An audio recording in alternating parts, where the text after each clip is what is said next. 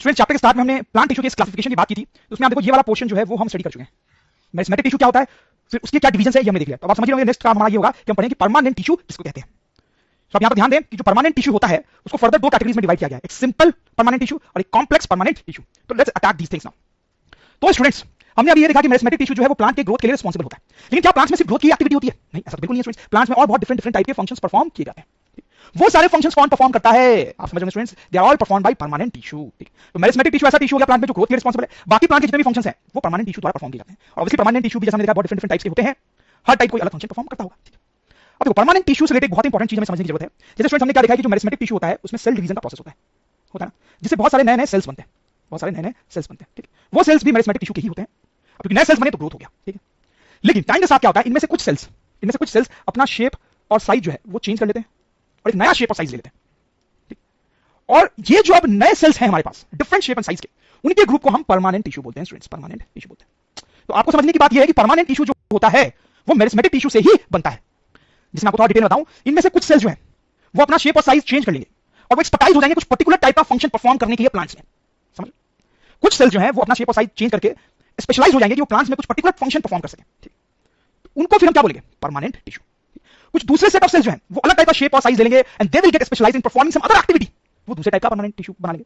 कुछ दूसरे set of sales होंगे वो और कोई दूसरा शेप और साइज ले लेंगे और स्पेशलाइज हो जाएंगे कोई दूसरा फंक्शन परफॉर्म करने के लिए, तो वो एक नया टाइप का परमानेंट टिश्यू बन जाएगा। तो इस तरीके से जो मेरिस्टेमेटिक टिश्यू हैं इनके जो सेल्स हैं वही शेप और साइज चेंज करके परमानेंट टिश्यूज को बनाते हैं स्टूडेंट्स। ठीक, तो स्टूडेंट्स यहां से कई सारी इंपॉर्टेंट बातें हमने देखी, वो लिखेंगे। Living growth permanent tissue perform all other functions in plants. Then the important point कि कैसे ये परमानेंट टिश्यू बनते हैं। Cells of meristematic tissues change their shape and size to get specialized in performing other functions in plant's body. जैसा हमने पढ़ा students, this process is called differentiation. Please note this is important. ये जो process है इसको क्या बोलते हैं? Differentiation. Cells of meristematic tissues differentiate to form different types of permanent tissues, right? तो स्टूडेंट्स अभी जो परमानेंट टिश्यू है इसको फर्दर दो कैटेगरीज में डिवाइड किया जाता है, one is simple and another is complex. अब देखो टिश्यू जो होता है वो क्या होता है? That is group of cells. तो सिंपल टिश्यू में सारे सेल्स एक ही टाइप के होते हैं, all cells of same type. लेकिन कॉम्प्लेक्स टिश्यू जो होता है उसमें सारे सेल्स एक ही टाइप के नहीं होते हैं। Complex tissue is a group of different type of cells performing common task together. तो कॉम्प्लेक्स टिश्यू जो होता है उसमें डिफरेंट टाइप के सेल्स होते हैं लेकिन सब मिलकर काम एक ही कर रहे होते हैं। और इसमें जो सिंपल सेल्स हैं उनको भी हम कई कैटेगरीज में डिवाइड करते हैं, वही एक एक करके हम पढ़ना चालू करेंगे। तो सबसे पहला टाइप है students parenchyma. Please remember this word. तो हम देखेंगे ये जो पैरेन्काइमा टिश्यू है उसका स्ट्रक्चर कैसा होता है और लोकेशन क्या है, मतलब प्लांट के किस पोर्शन में वो पाया जाता है। तो स्टूडेंट्स काफी सारी चीजें इस स्लाइड में एक एक करके आप उन चीजों पे ध्यान देंगे जहां पर मैं फोकस कर रहा हूं। तो सबसे पहले cells are oval and elongated. तो ये जो पैरेन्काइमा टिश्यू है ये कलेक्शन ऑफ सेल्स है। तो कैसे सेल्स से बना हुआ है ये?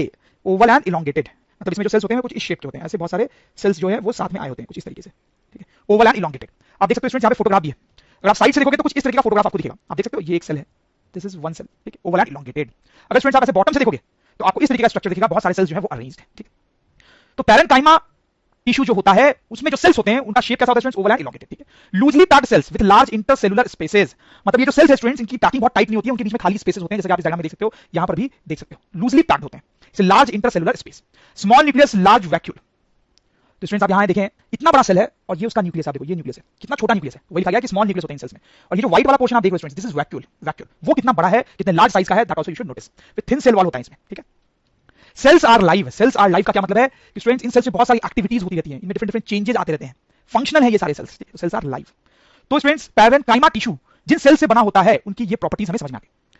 अब देखो फाउंड थ्रू आउट प्लांट, ये जो पैरेन्काइमा टिश्यू है वो प्लांट के ऑलमोस्ट सारे पोर्शन में फैला हुआ है, हर जगह पर पाया जाता है। Found through out plant, packing tissue of plant. ऐसे आप सोच सकते हो कि पैरेन्काइमा टिश्यू को पैक करके ही प्लांट को बनाया गया, मतलब प्लांट का एक मेजर पोर्शन जो है, एक लार्ज पोर्शन जो है वो पैरेन्काइमा टिश्यू से बना होता है स्टूडेंट्स। ठीक बात है। अब स्टूडेंट्स हम देखेंगे कि पैरेन्काइमा टिश्यू का क्या फंक्शन होता है, ये क्या काम करता है। तो एक चीज मैंने आपको पहले बताया, बेसिक पैकिंग ऑफ प्लांट। हमारा तो सोचते हैं कि जो पूरा प्लांट है वो इन्हीं टिश्यू के पैकिंग से बना है। ठीक है, प्लांट का ज्यादातर जो पार्ट होता है वो पैरेन्काइमा टिश्यू ही होता है। सपोर्ट्स प्लांट बॉडी, तो ये जो टिश्यू है वो प्लांट की बॉडी को सपोर्ट और शेप प्रोवाइड करता है।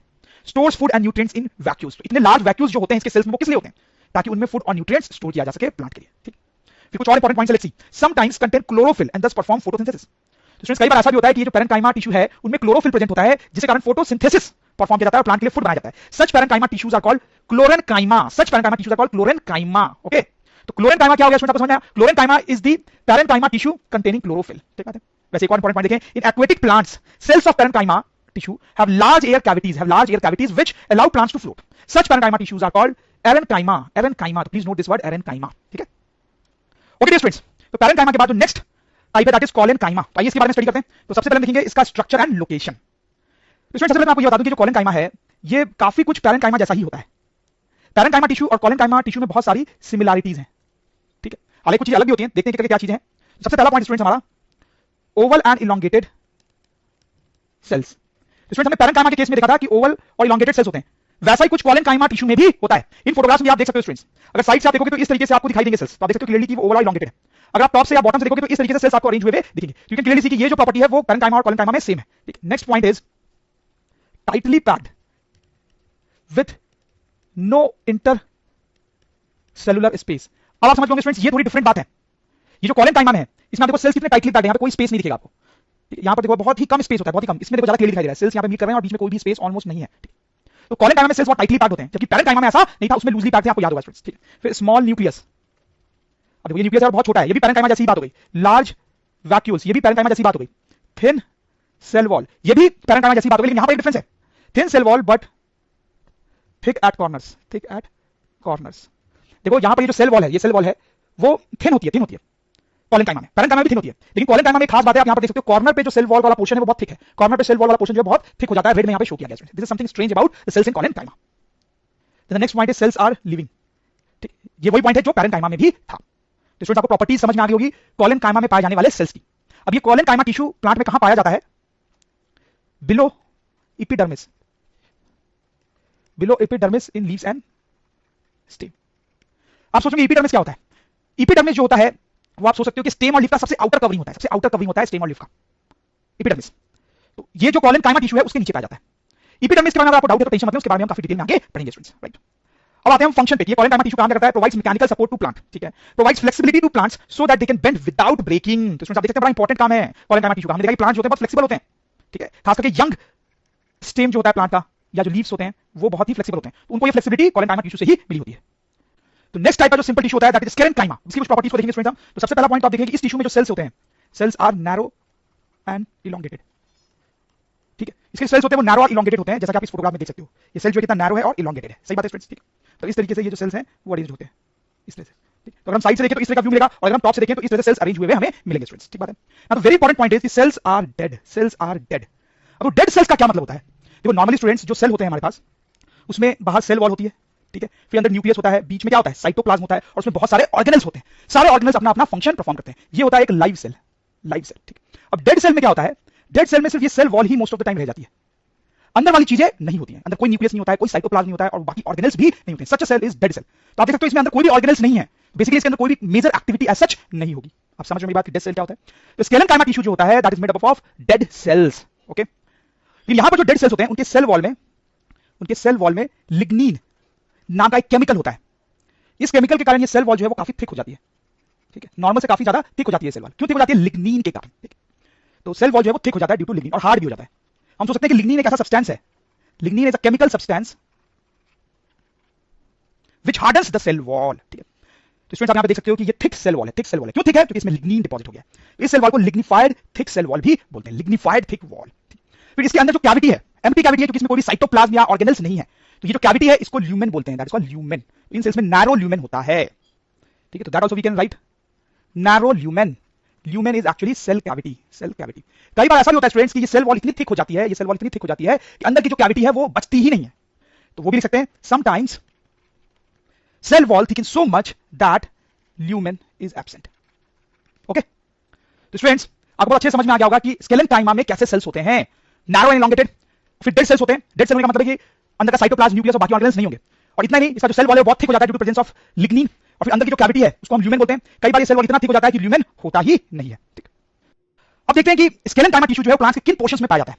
तो आप जैसे देखिए कोकोनट हस्क है, ये तो आपने स्टूडेंट्स देखा ही होगा, ये भी मछली टिश्यू से बना होगा और टिश्यू में बहुत सारे सेल्स होंगे। तो ये स्क्लेरेनकाइमा टिश्यू से बना होता है। समझ रहे हो मेरी बात? आपको बहुत लॉजिकल भी लग रहा होगा स्टूडेंट्स, क्योंकि ये जो पार्ट होता है सेल का ये डेड होता है, इसमें कोई एक्टिविटी नहीं चल रही होती है। क्यों डेड है? क्योंकि ऐसा सेल से बना हुआ है जो कि डेड है, राइट। तो कोकोनट हस्क में स्क्लेरेनकाइमा टिश्यू होता है। तो बेसिकली स्क्लेरेनकाइमा टिश्यू कहां पे होगा? Dead parts of the plant या hard part of the plants, ठीक है, क्योंकि सेल्स जो होते हैं बहुत हार्ड होते हैं। तो देखो मैं एक लिस्ट बना रहा हूं कि कहां पर जनरली पाए जाते हैं। Around vascular bundles. Vascular bundle क्या होता है ये शायद भी आपको पता नहीं हो, तो इस चैप्टर में आगे पढ़ने वाले हैं, तो आपको ये लाइन और अच्छे से समझ में आएगी। और आपको पता है कि वस्कुलर बंडल क्या होता है, तो कोई टेंशन नहीं है। Veins of leaves, hard covering of seeds and nuts. ये तो बिल्कुल ऑब्वियस लग रहा होगा स्टूडेंट्स आपको। ये देखो कोई सीड या नट है, उसकी जो हार्ड कवरिंग होती है वो डेड होती है, उसमें कोई खास एक्टिविटी नहीं चल रही होती है। उसमें स्केलेनकाइमा टिश्यू प्रेजेंट होता है। स्केलेनकाइमा टिश्यू का जो फंक्शन है वो तो ऑलरेडी हम थोड़ा समझ ही चुके हैं, फिर भी लिख लेते हैं। Makes parts of plant hard and stiff, provides strength. Okay dear friends, the next type of simple tissue is epidermis. ये बड़ा इंपॉर्टेंट टाइप का टिश्यू होता है स्टूडेंट्स, एग्जाम्स में इस पे क्वेश्चन बहुत पूछे जाते हैं। तो देखो क्या होता है, ये हमारा एक प्लांट है, उसके डिफरेंट डिफरेंट पार्ट्स हैं, फ्लावर, स्टेम, लीफ, रूट्स। ये पूरा का पूरा प्लांट जो है वो एक पतली सी लेयर से सराउंडेड होता है, जिसको मैंने ऑरेंज बनाया है। ये जो पतली सी लेयर है वो एक टिश्यू है, दैट टिश्यू इज एपिडर्मिस। तो स्टूडेंट्स एपिडर्मिस का क्या रोल है ये तो आप समझ गए होंगे। इसका रोल है प्लांट को प्रोटेक्ट करना इन सेवरल वेज। तो आइए स्टूडेंट्स एपिडर्मिस के बारे में और डिटेल में पढ़ते हैं। Epidermis covers the entire body of plant. Okay, cells are similar in structure to parenchyma but are tightly packed. Students parenchyma tissue जो होता है उसको हमने पढ़ा है, उसमें सेल्स किस तरीके के होते हैं वो भी हमने देखा है। कुछ उसी तरीके के सेल्स एपिडर्मिस टिश्यू में भी होते हैं, बट एक डिफरेंस है। अगर आपको याद हो तो पैरेन्काइमा के जो सेल्स होते हैं वो लूजली पैक्ड होते हैं, लेकिन एपिडर्मिस में वही सेल्स जो है वो टाइटली पैक्ड होते हैं। इनफैक्ट वो सेल्स क्यों टाइटली पैक्ड है एपिडर्मिस में ये आप सोच भी सकते हो स्टूडेंट्स, बहुत सिंपल सी बात है। देखो एपिडर्मिस क्या करता है, एक लेयर ही तो बना रहा है पूरी प्लांट के अराउंड, ठीक है, ताकि प्लांट को प्रोटेक्ट कर सके। तो अगर इसके सेल्स के बीच में गैप होगा तो प्रोटेक्शन सही से नहीं हो पाएगा। जहां पर गैप है सेल के बीच में वहां प्रोटेक्ट नहीं कर पाएगा एपिडर्मिस प्लांट को।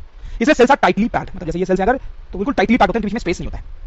They protect plant from injury, ठीक है, जम्स आप आसानी से अंदर नहीं घुस पाएंगे, एंड वाटर लॉस। देखो स्टूडेंट्स क्या होता है, रूट से वाटर एब्जॉर्ब होता है, ये तो आपको पता ही है, और ये वाटर प्लांट के लिए बहुत जरूरी होता है। फिर ये जो वाटर है वो प्लांट में ऊपर जाता है, लीफ में भी जाता है, स्टेम में भी जाता है, फ्लावर में भी जाता है। जैसे मान लो लीफ में गया तो लीफ से ये वाटर वेपर्स के फॉर्म में बाहर निकल सकता है, लेकिन एपिडर्मिस जो है वो ऐसा होने नहीं देता है। सोचो स्टूडेंट्स, अगर ज्यादा वाटर वेपर्स के फॉर्म में निकल गया तो फिर प्लांट की जो वाटर की रिक्वायरमेंट है वो पूरी नहीं हो पाएगी ना, इसलिए इस वाटर लॉस को रोकना जरूरी होता है। तो एपिडर्मिस की यहाँ पे जो लेयर होती है वो वाटर लॉस को रोक देती है। Generally one layer of cell, epidermis में जनरली सेल का एक ही लेयर होता है, ठीक है, जैसे ये एक लेयर है ऐसे सेल्स का, ठीक है, एक ही लेयर है, दिस इज एपिडर्मिस, ठीक है। चलिए और डिटेल में जरा देखते हैं स्टूडेंट्स। तो अब हम क्या देखेंगे कि देखो एपिडर्मिस के भी दो पोर्शंस है, एक वो जो हवा में है, फ्लावर, स्टेम या लीफ को कवर कर रहा है, और एक जो सॉइल में है जो रूट को कवर कर रहा है। तो दोनों को थोड़ा सा अलग देखेंगे आगे, क्योंकि दोनों की प्रॉपर्टीज थोड़ी अलग होती हैं। तो एरियल एपिडर्मिस वो एपिडर्मिस टिश्यू जो एयर में होता है, लीफ, स्टेम इन सबको कवर करता है। Often epidermis cells secrete a waterproof waxy substance called cutin, which forms coating of plant. तो स्टूडेंट जनरली यहाँ पर जो एपिडर्मल सेल्स होते हैं वो एक वैक्सी सब्सटेंस सिक्रीट करते हैं जो एक आउटर लेयर फॉर्म करता है, उसका नाम है cutin. It further protects plant from water loss and jumps. In desert plants epidermis and cutin are thicker, so water loss is further reduced. Student very interesting point, desert में तो water की कमी होती है, इसलिए वाटर लॉस रोकना बहुत ही ज्यादा जरूरी होता है, इसलिए एपिडर्मिस और क्यूटीन की लेयर बहुत ज्यादा थिक होती है ताकि वाटर लॉस को बिल्कुल ही रोका जा सके। ओके स्टूडेंट, आगे बढ़ेंगे, एक बहुत इंपॉर्टेंट पॉइंट देखेंगे। अब देखिए जैसे स्टूडेंट ये एक लीफ है, ठीक है, एपिडर्मिस टिश्यू जो है वो उसका बाहर का लेयर फॉर्म कर रहा है। अगर इसको हम जूम करके माइक्रोस्कोप से देखेंगे एक छोटे से पोर्शन को, तो हमें कुछ इस तरीके का स्ट्रक्चर दिखाई देगा। पहले तो आप देखिए यहाँ पर ये जो है वो सेल्स हैं, दीज आर सेल्स, और आप देख सकते हो कितने टाइटली पैक्ड लग रहे हैं ये सेल्स। ये जो सेल्स हैं they are epidermal cells forming epidermal tissue, ठीक है। लेकिन स्टूडेंट्स इस फोटोग्राफ में आपको एक और इंटरेस्टिंग चीज दिखाई दे रही होगी, इन एपिडर्मल सेल्स के बीच में कहीं पर इस टाइप का स्ट्रक्चर भी आपको नजर आ रहा है। ये जो स्ट्रक्चर है इसको बोलते हैं stomata. This is stomata, this is a very important structure on the surface of leaf. देखो एक और डायग्राम मैंने यहाँ पे बनाया है, इट्स अ पेंसिल स्केच, जिससे हम स्टोमेटा को और डिटेल में समझ पाएंगे। तो देखो ये जो सेल्स हैं वो तो एपिडर्मल सेल है, कोई डाउट की बात नहीं है। फिर आप देखो ये एक स्टोमेटा है और ये भी एक स्टोमेटा है। यहाँ पर ये जो स्टोमेटा है वो क्लोज्ड है और यहाँ पर जो स्टोमेटा है वो ओपन है। तो आपको ये समझ में आया कि ये जो स्ट्रक्चर है स्टोमेटा वो क्लोज भी हो सकता है और ओपन भी हो सकता है। जब ये ओपन होता है तो यहाँ पर बीच में एक होल बन जाता है, जब क्लोज है तो वो होल नहीं है। और आप देख सकते हो यहाँ पर ये दो सेल्स आपको दिखाई दे रहे हैं, बीन शेप्ड, राइट। इन सेल्स को बोलते हैं गार्ड सेल्स।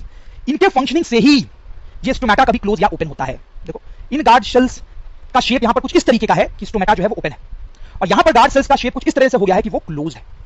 ये गार्ड सेल्स जो है वो अपना शेप चेंज कर सकते हैं और शेप को चेंज करके स्टोमेटा को ओपन या क्लोज कर सकते हैं। आप समझ लो स्टूडेंट्स क्या बात है।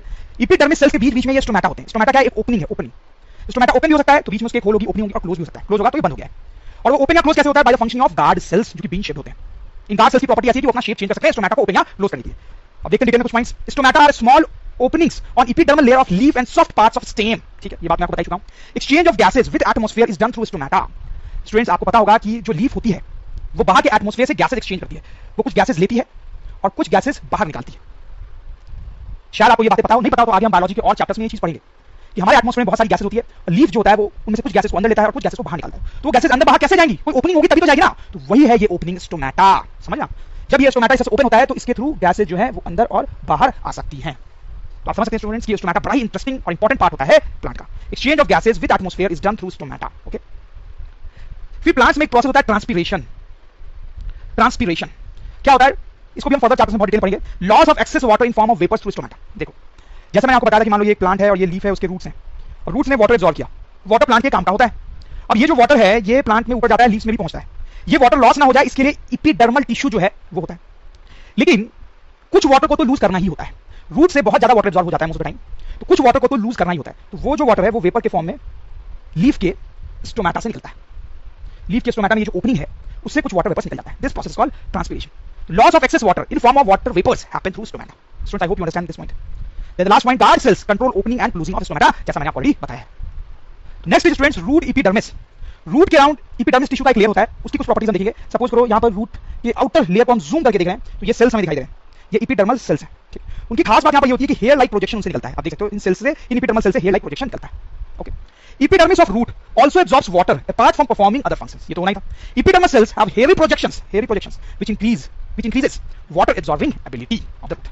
Okay students, तो स्टूडेंट्स ये हमने epidermis टिश्यू के बारे में पढ़ लिया. अब हम आगे मूव करेंगे. The next and the last type of simple tissue is cork.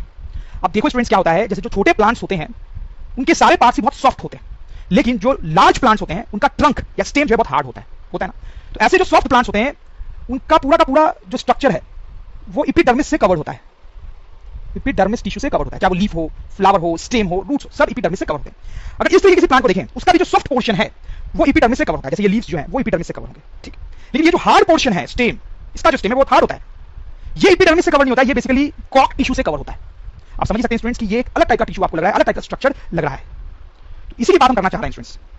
Let's see, forms the outer layer of old tree trunks. ठीक बात है. This is cork, consist of dead cells with no intercellular spaces. Students ये आपका logical लगा होगा. ये जो portion है इस ट्री का, ये देख के आपको फील आएगी कि ये डेड है, इसमें कोई ज्यादा एक्टिविटी नहीं हुई है.